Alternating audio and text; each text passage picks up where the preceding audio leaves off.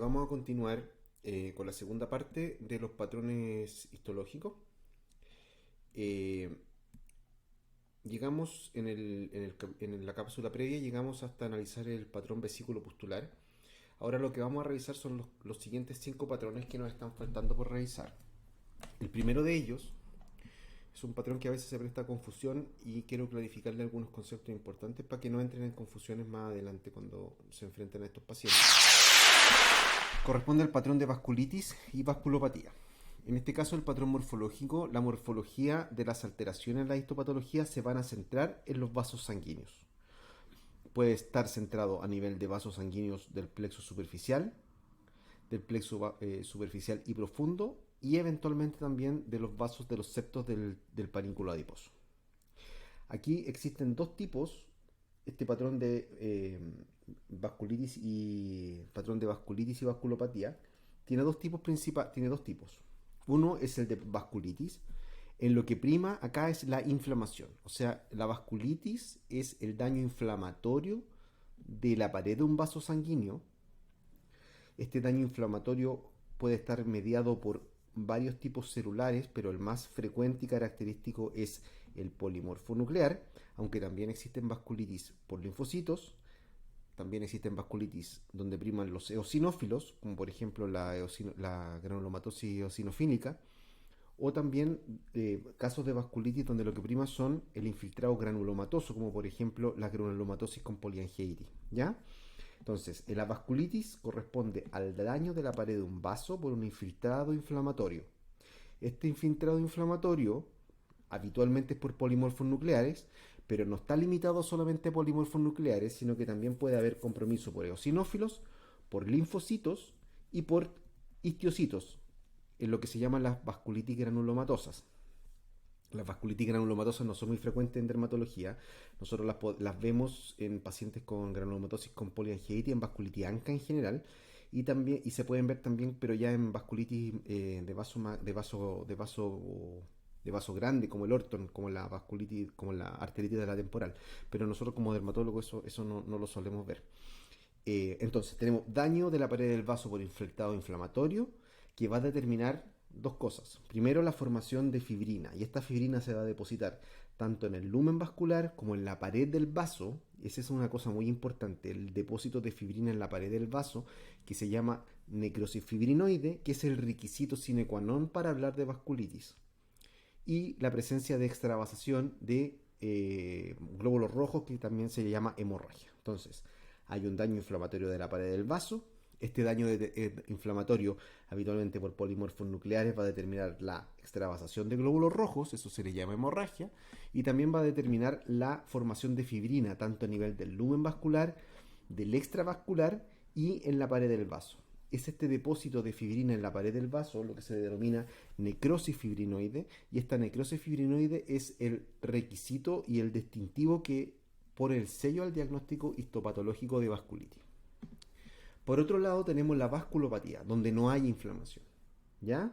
Estamos hablando de patrones inflamatorios en dermatopatología, pero en este patrón no hay inflamación. Aquí lo que hay es uno de dos fenómenos. Existe o hemorragia, entonces vemos un daño morfológicamente centrado en el vaso sanguíneo, en lo que prima es la formación de la extravasación de glóbulos rojos desde las paredes vasculares, que es lo que se ve, por ejemplo, en las dermatosis purpúricas pigmentarias, eh, o, por otro lado, lo que prima es la oclusión. Y esta oclusión puede ser por defectos a nivel de la pared del vaso, puede ser por fenómeno embólico, fenómeno trombótico, por calcifilaxis, etc. Y eso es lo que se ve en los síndromes vasooclusivos, donde la pared del vaso no tiene necrosis fibrinoide, entonces no hay inflamación.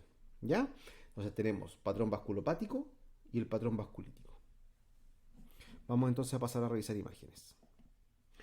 Tenemos acá entonces una imagen histológica donde lo que vemos es una piel no acral, piel delgada, ¿cierto?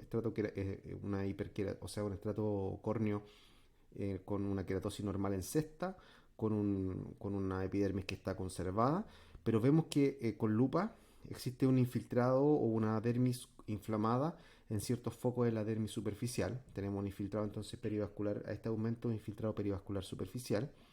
Y cuando vamos a ver esto en mayor aumento, vemos que tenemos un vaso sanguíneo, que está, acá tenemos las células endoteliales que protruyen hacia el lumen, y vemos que la pared del vaso sanguíneo está eosinofílica, está con depósitos de fibrina.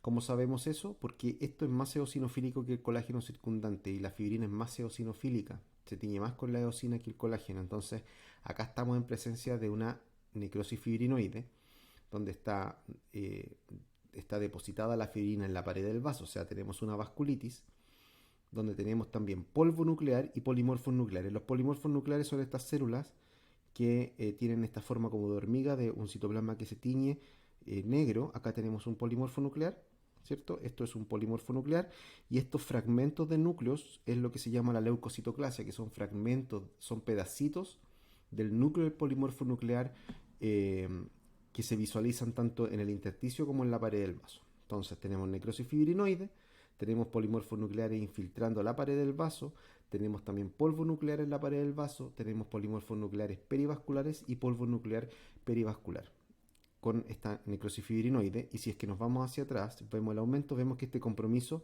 se sitúa en varios vasos, ¿cierto? Este mismo fenómeno se está produciendo en varios vasos del plexo superficial, del plexo vascular superficial. Se fija en necrosis fibrinoide, tenemos que es más eosinofílico que el colágeno circundante, o sea, es fibrina lo que estamos viendo efectivamente acá.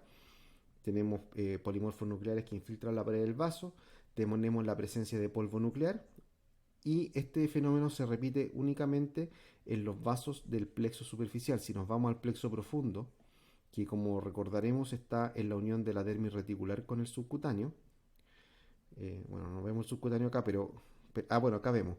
Ya sabemos cómo. No, a ver. No, no, estos son vasos sanguíneos. Pero bueno, aquí vemos vasos sanguíneos, tenemos un endotelio y este endotelio está respetado. Lo mismo va a pasar en este otro. Acá tenemos un vaso también profundo.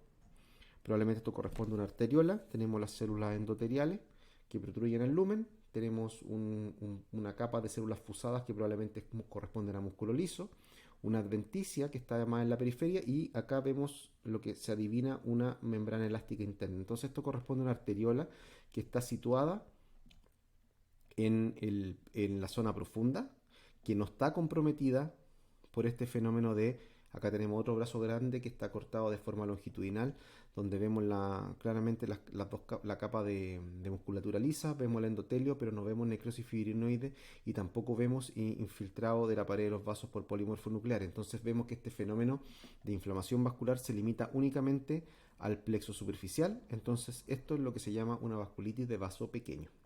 Lo mismo se puede ver en distintos cortes, ¿cierto? Vemos que tenemos estos focos inflamatorios perivasculares, que son estos focos inflamatorios están acompañados de esta cualidad tincional que es más eosinofílica que el colágeno circundante.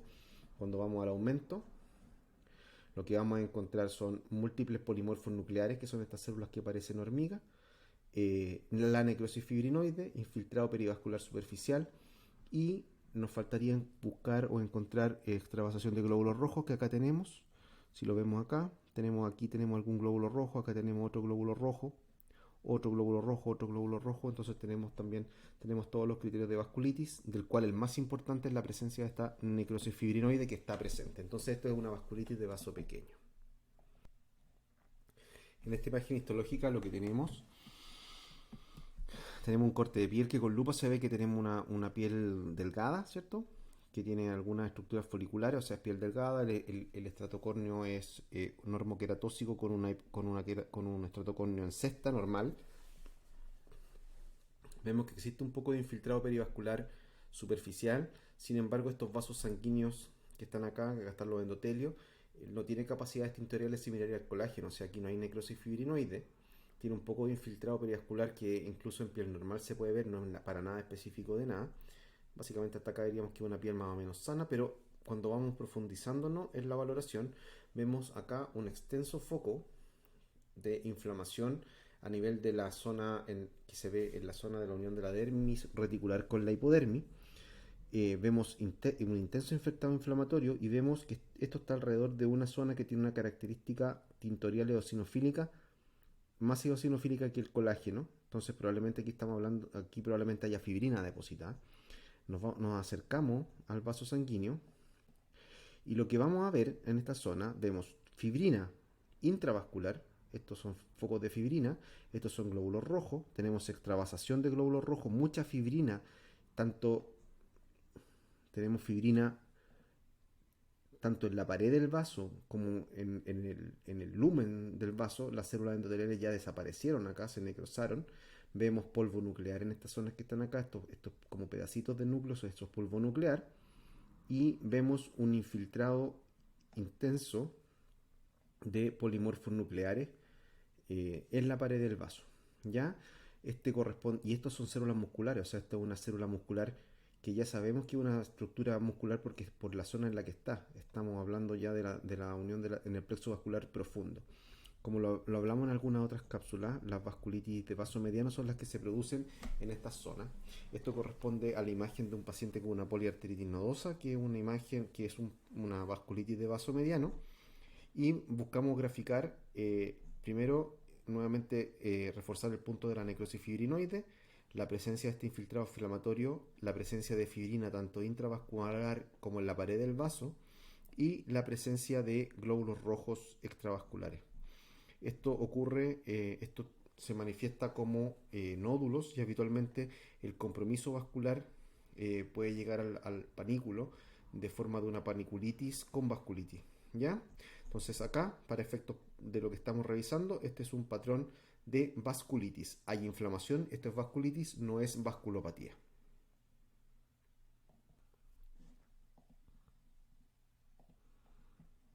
Vamos a seguir entonces con la presentación. Seguimos con el siguiente patrón inflamatorio, que corresponde al patrón de dermatitis nodular y difusa. Hablamos de dermatitis nodular y difusa cuando lo que vemos es un infiltrado inflamatorio dérmico que inicialmente forma nódulos, pero que finalmente estos nódulos se fusionan y pueden comprometer toda la dermis. Al igual que lo que pasaba en el patrón de dermatitis vesículo-pustulares subepidérmicas, también acá en las dermatitis nodulares y difusas lo que nos va a ayudar fundamentalmente a hacer el diagnóstico es el tipo de infiltrado. Entonces podemos tener infiltrados preferentemente polimorfos nucleares, por ejemplo en las enfermedades, en las dermatosis neutrofílicas, predominantemente eosinofílico, como se ve en las dermatosis eosinofílicas, predominantemente linfocítico, como se puede ver, por ejemplo, en el linfoma cutáneo, en el linfoma cutáneo, por ejemplo, o predominantemente histiocitario. ¿Ya? Y aquí quiero parar un poco para discutir el concepto de granuloma, que está dentro de estas dermatitis nodulares y difusas, donde se forman estos agregados nodulares de histiocitos que se llaman granuloma. ¿Ya? Entonces, las dermatitis perivascular, las dermatitis nodulares y difusas es muy importante para poder acercarnos al diagnóstico el tipo de infiltrado que tengan. Cuando este tipo de infiltrado es histiocito, cuando hay histiocitos habitualmente en conjunto con células multinucleadas, hablamos de un granuloma. En esta imagen histológica lo que tenemos es una epidermis que se ve más o menos conservada, pero tenemos un espacio acá que no tiene característica tintorial, que probablemente corresponde a edema, y vemos a un aumento con lupa, vemos infiltrados nodulares, ¿cierto? Nodulares, que eventualmente son difusos, infiltrados nodulares o difusos. Como dijimos, para acercarnos al diagnóstico de estas patologías, lo que debemos hacer, al igual que lo que hacíamos en las dermatitis vesículo-pustulares subepidérmicas, es ver las características del infiltrado, o sea, qué tipo de células inflamatorias están componiendo este infiltrado. Y cuando acercamos el aumento, llaman la atención estas imágenes que están acá de un colágeno intensamente degenerado, ¿cierto? Vamos a referirnos después a eso. Pero vemos que esto está compuesto fundamentalmente de polimorfos nucleares, ¿cierto? Que son estas células chiquititas que parecen hormigas, pero lo que más llama la atención es la abundante cantidad de eosinófilos, ¿ya? Entonces, en este caso tenemos una dermatitis nodular y difusa, con un infiltrado predominantemente compuesto por polimorfos nucleares y eosinófilos, con estas figuras de colágeno degenerado que parecen una llama. ¿Se fijan? Parecen como que fuera una llama, como cuando uno enciende un fósforo, que corresponde a una degeneración del colágeno por el depósito de las proteínas catiónicas del eosinófilo. Y esto es lo que se llama la figura en llama, que se ve en este grupo de enfermedades que son las dermatosis eosinofílicas, Eh, Esto en particular correspondía a un paciente con un síndrome de Wells, que es una celulitis eosinofílica, pero la verdad que se pueden ver estas figuras en llama y estos infiltrados de eosinófilos en varias reacciones donde primen los eosinófilos, como por ejemplo las larvas migrans, otras enfermedades, algunas otras infestaciones parasitarias, también en mordeduras de artrópodos exacerbadas, síndromes hipereosinofílicos, entre otros. ¿Ya? Este entonces era un ejemplo de una dermatitis nodular y difusa. En esta lámina vemos con poco aumento que hay una epidermis que está respetada, pero tenemos una dermis ocupada, ¿cierto? De forma difusa, o sea, un patrón inflamatorio nodular y difuso nuevamente. Y como dijimos, lo que debemos hacer acá para acercarnos a la causa del proceso es ver las características del infiltrado. Cuando vamos acercándonos vemos que aparecen ya a poco aumento esta gran cantidad de células de núcleos bien intensamente basófilos, multilobulados, ¿cierto? Que parece como que estuviera lleno de hormiguitas. Ahí hay alguno que otro histiocito, pero fundamentalmente el infiltrado está compuesto por estas células que son polimorfonucleares. Y esto es lo que se ve en las dermatosis neutrofílicas. Y acá también se ve lo que veíamos en la imagen anterior, un intenso edema y cierto grado también de hemorragia a nivel de la dermis papilar, muy característico de esta enfermedad que es la enfermedad de Sweet, que está dentro de la dermatosis neutrofílica. ¿Ya? Para volver a reforzar la imagen de los polimorfos nucleares para que lo tengan presente, son estas células con núcleos multilobulados que parecen como de verdad como que fueran hormiguitas. También se ve polvo nuclear, ¿cierto? Se fijan que hay restos de núcleos, están los núcleos multilobulados, pero también existen estos puntitos que son restos de núcleo y eso se le llama polvo nuclear. Y vemos que si bien existen infiltrados perivasculares, estos infiltrados vasculares nos van acompañados de necrosis fibrinoide, o sea, no se produce vasculitis. Si ustedes lo miran a un aumento más bajo, vemos que no existe ninguna característica tintorial eosinofílica en los focos vasculares.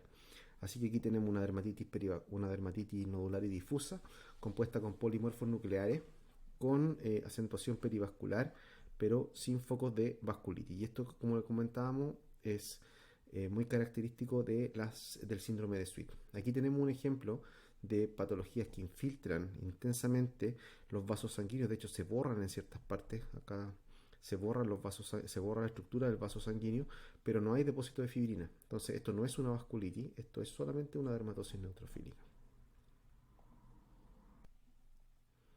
Acá tenemos otra dermatitis nodular y difusa, en este caso vemos que tenemos una dermis que está bien respetada, básicamente la dermis papilar también está respetada y todo el proceso patológico se concentra en la dermis reticular con estos nódulos de células de citoplasma claro, núcleo alargado. Y esto es lo que se conocen como, estos son histiocitos, ¿cierto? Los histiocitos uno los reconoce porque son estas células de citoplasma pálido, núcleo alargado, que a veces tienen uno que otro nucleólogo que se puede visualizar, pero característicamente tienden a agruparse entre sí sin tejido conectivo entre medio. Eso es lo que nos ayuda a encontrar los histiocitos. Cuando estos histiocitos forman estos agregados nodulares, hablamos de granulomas. ¿Ya? En particular, estos granulomas tienen, aparte de los histiocitos que se acumulan, contienen también células gigantes multinucleadas. Recordemos que los histiocitos tienen esta capacidad de fusionarse y formar células gigantes multinucleadas. Estoy buscando una, acá hay una. Esta es una célula de Langerhans, ¿ya? Esta es una célula gigante multinucleada de Langerhans que se pueden ver más característicamente en los granulomas de la tuberculosis, también se ven en los granulomas de la sarcoidosis. Sabemos que esto es un granuloma sarcoidótico y no tuberculoide porque es un granuloma desnudo, no hay, son granulomas que están desprovistos de infiltrado adicional. Se ve uno que otro linfocito, pero básicamente lo único que hay, acá hay otra célula de Langerhans, son histiocitos. Eh, a veces, acá está, ahí hay un cuerpo asteroide, que son estas inclusiones estas inclusiones eosinofílicas que también se ven en la sarcoidosis. Existen otros cuerpos que son los cuerpos de Schaumann, pero no veo ninguno yo para poder mostrarle en esta imagen. Pero bueno, lo que quería graficar era una dermatitis nodular y difusa de la dermis reticular. En este caso son granulomas porque son agregados nodulares de histiocitos. Como estos agregados nodulares están desprovistos de inflamación, se llaman granulomas desnudos, que son bien característicos de la sarcoidosis. ¿Ya? Y vimos también célula gigante multinucleada, y parece que aquí hay otro cuerpo asteroide, ¿cierto? Los cuerpos asteroides son bien característicos de la enfermedad de esta enfermedad que es la sarcoidosis cutánea, de la sarcoidosis, perdón.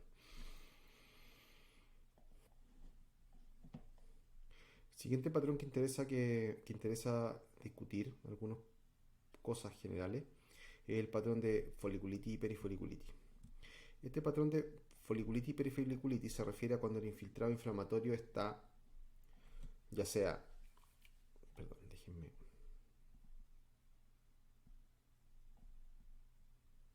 cuando el patrón, cuando las células inflamatorias están, ya sea en el lumen del folículo piloso o en la pared del folículo piloso, hablamos de foliculitis, y de perifoliculitis cuando la inflamación está en la periferia, en la dermis que rodea el aparato pilosebáceo. Habitualmente estos son cuadros que vienen juntos, eh, y bueno, no son muy difíciles de observar a la histopatología.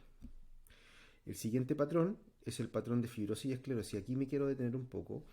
Es importante esto. La fibrosis y la esclerosis es un patrón que hay que saber diferenciarlo porque son distintos y las etiologías son distintas, y evidentemente con ello también los tratamientos de estos pacientes van a ser distintos.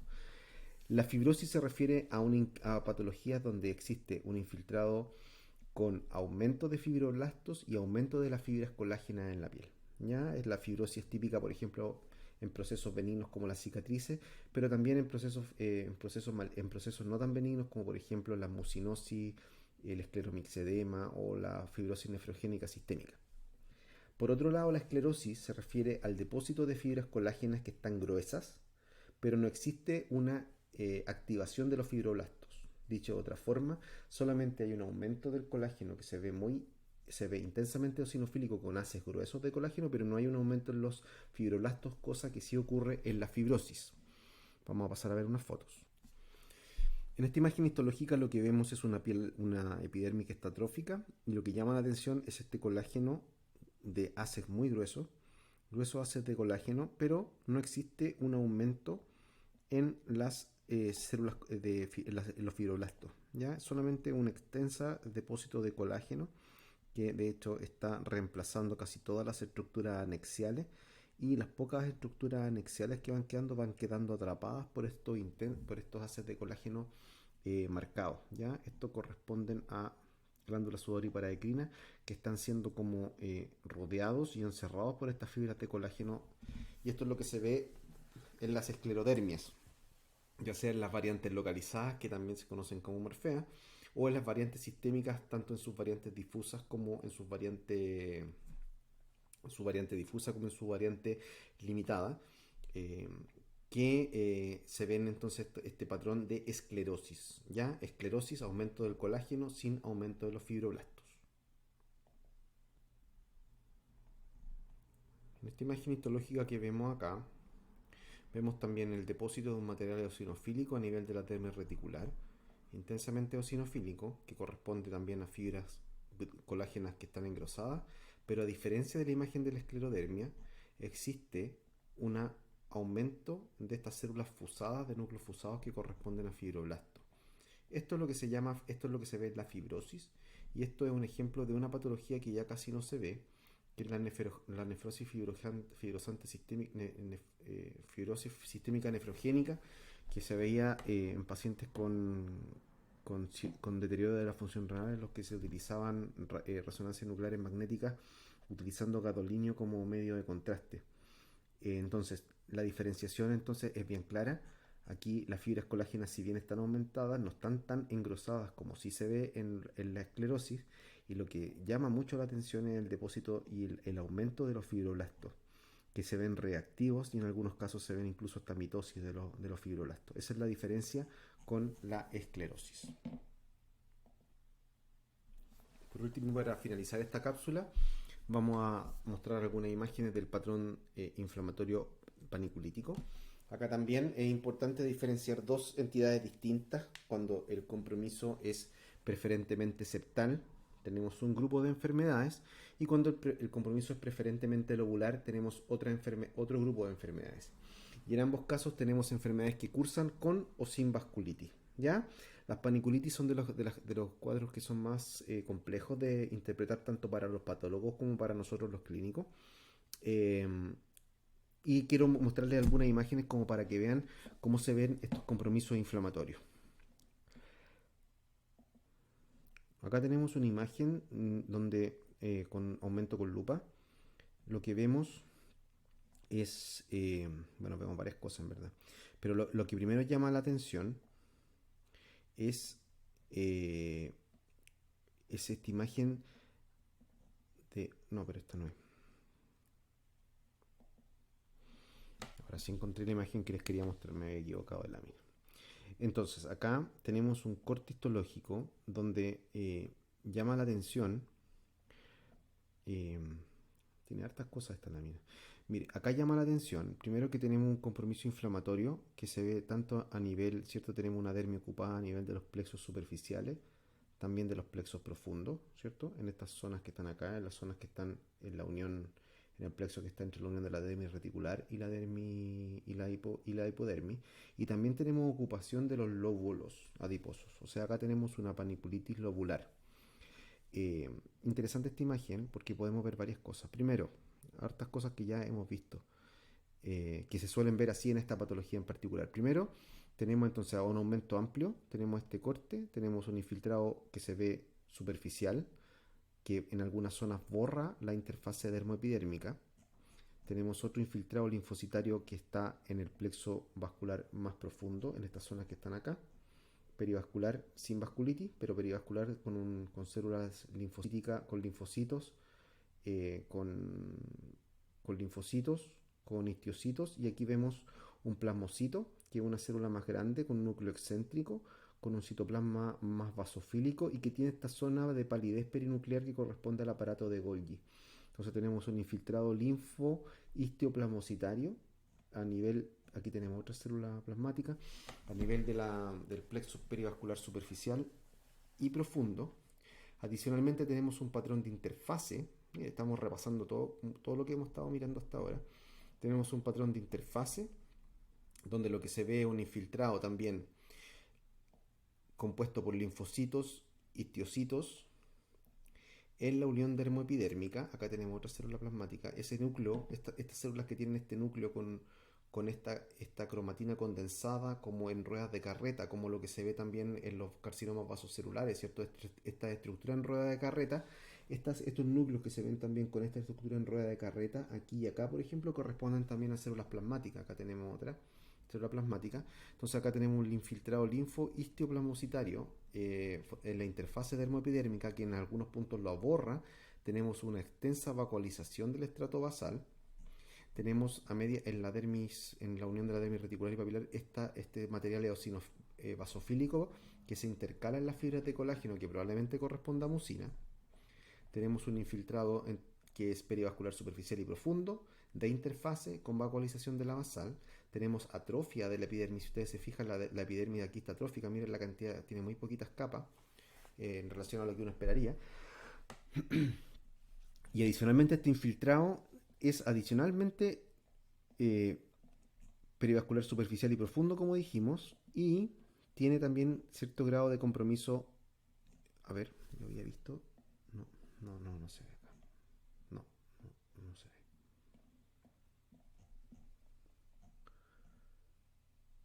Tiene también trino, ¿ya? Entonces tenemos muchas de las cosas que hemos visto. Aquí hay otra célula plasmática con su núcleo en rueda de carreta. Acá tenemos otra, bueno. Entonces, perivascular superficial y profundo, con interfase, con vacuolización, con atrofia epidérmica, también con infiltrado periacrino, con depósito de mucina probablemente, y un infiltrado lobular. O sea, tenemos una paniculitis adicionalmente, un patrón de paniculitis lobulillar, puesto que lo que se inflaman son los lobulillos, los septos están respetados.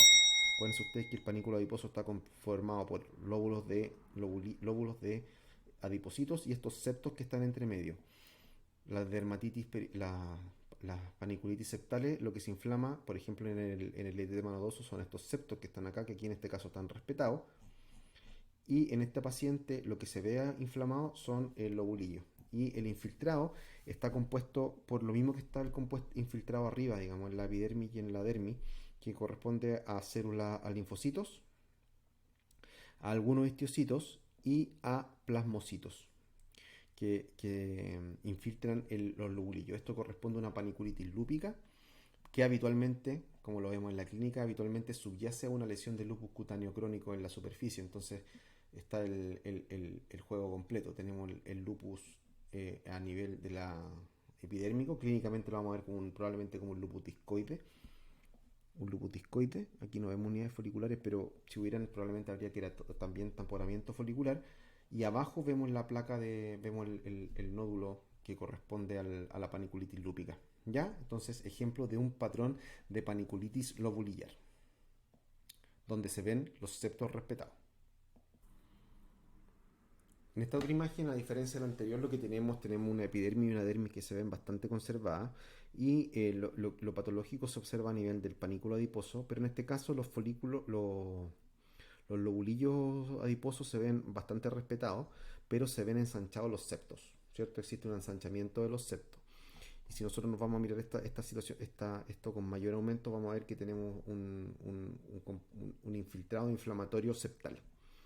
Esto corresponde a un eritema nodoso, pero lo que me interesa para efectos de esta lámina es que traten de mantener en la retina estos lobulillos que están respetados versus los septos ensanchados y inflamados que se ven en las paniculitis septales.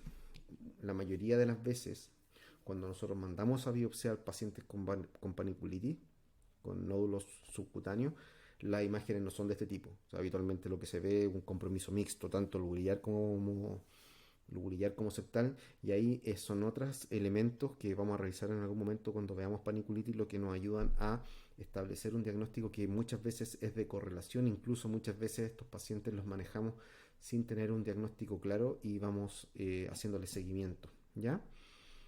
Eso era, creo, todo lo que quería compartir con ustedes el día de hoy. Déjenme ver si me quedó alguna cosa acá. Esto es lo que yo les dije en un principio de la cápsula, que le iba a ir intercalando esta imagen. Acá están las fotos que yo he estado usando para esta presentación. Se las dejé puestas en el Canva para que ustedes puedan hacer clic y puedan ver las láminas si las quieren mirar en detalle en su computador para mirar más en detalle las células. Es un ejercicio que yo les recomiendo que hagan. Creo que con esto terminé.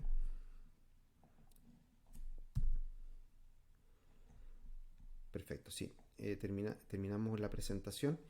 Lo que quiero cerrar nomás solamente para volver a repetir algunos conceptos, que es los patrones inflamatorios en dermatopatología son patrones morfológicos, no patrones etiológicos. Tenemos 10 patrones principales, cada uno de ellos con sus propias particularidades. Ayuda mucho establecer el patrón inicial o el patrón central, mejor dicho, cuáles son los patrones que acompañan y determinar características adicionales, como puede ser, voy a inventar, presencia de cuerpos asteroides, presencia de cuerpos de Schaumann, presencia de plasmocitos, ciertas características de los infiltrados de las células o de los depósitos de sustancias que puedan haber que nos ayuden a acotar nuestro diagnóstico diferencial. ¿Ya? Normalmente el patólogo nos va a informar a nosotros el patrón histológico principal, los patrones secundarios, las características adicionales y probablemente va a emitir algún juicio de las posibilidades diagnósticas desde un punto de vista patológico. Nuestro trabajo como clínicos ahora es tomar esta información y correlacionarlo con la clínica en las patologías en las cuales nosotros solicitamos la colaboración del patólogo para establecer un diagnóstico.